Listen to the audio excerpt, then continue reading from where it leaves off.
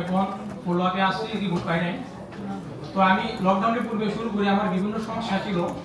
আমার পেটে লিভার ছিল, পায়ে ইনফেকশন ছিল, তারপর আমার প্রেশার ছিল, লোসিপ ছিল, প্রচুর টিকা তারপরও চেক দিত না।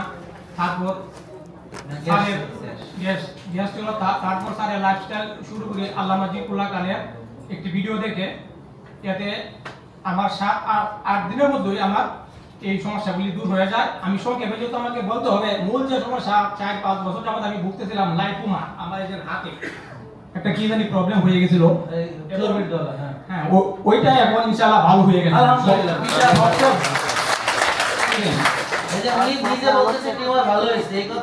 এটা অনেক সময় লাগছে আমার, আমি 3-4 বছর 3 বছর পরে তাকে দেখলাম এটা উইক হওয়া শুরু হয়েছে। আমি 3 বছরের মধ্যে এটা হয়নি, কোনো ইমপ্রুভ হয় নাই। এখন আমি দেখলাম যে ইমপ্রুভের পথে, তারপর একটু হালকা আছে। এই যে আমি একটু দেখাই। ঠিক আছে, ধন্যবাদ সবাইকে, থ্যাংক ইউ।